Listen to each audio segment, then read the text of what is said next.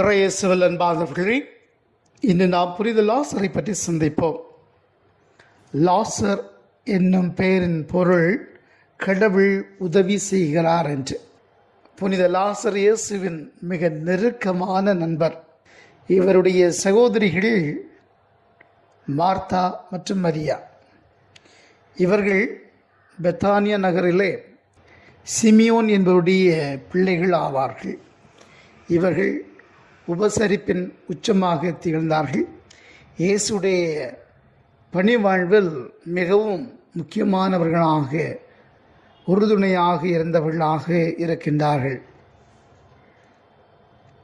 லாசர் தன்னுடைய 30வது வயதில் உடல்நலக்குறைவினால் இறந்து போகின்றார். இயேசு அதை கேள்வியுற்று மிகுந்த வேதனையுடன் நேரடியாகவே கல்லறை